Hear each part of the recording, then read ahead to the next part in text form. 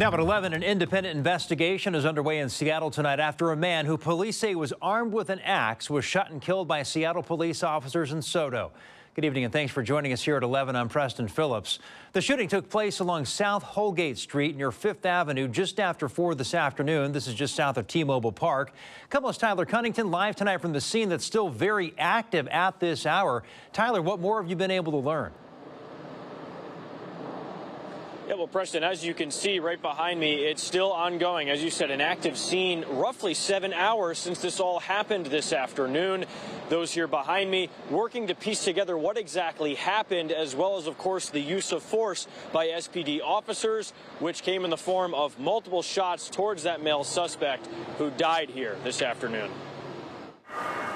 A busy SODO street shut down and filled with police cruisers after Seattle police officers shot and killed a man who witnesses say was threatening people with a sharp weapon. Community members called because he was armed with a knife and with an axe. A total of 3 officers were involved in the incident. The King County Sheriff's Office, who is now investigating the shooting, says those officers tried to talk with the man, who at some point pulled out a firearm. Then more than one officer fired their handguns. One police SUV parked in front of the victim's body shows 3 holes cracking the passenger side window. I do know, I can confirm that shots were fired from the officers. Just prior to that, officers deployed what we call a 40 millimeter non-lethal impact weapon, which was ineffective. Witnesses tell KOMO News the police arrived quickly and acted, quote, heroically to resolve the situation, one they say is rare for their street. It marks the first officer-involved critical incident for SPD since federal oversight of the department ended after 13 years this past September. That was because a judge had ruled in 2012 the department had issues with stops and detentions, use of force, and other forms of accountability. And so we're now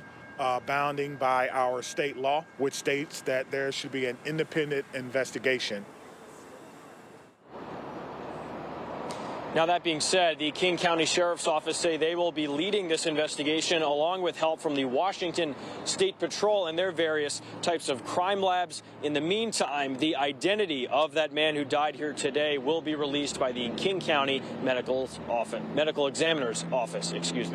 Reporting live here in SODO tonight, Tyler Cunnington, KOMO News. All right, thanks, Tyler. Earlier today on KOMO News at 4, Mary Naum sat down with Police Chief Shon Barnes to talk about the future of the Seattle Police Department. She asked him about several topics, including the firing of former Chief Adrian Diaz, staffing, and chronic crime hotspots.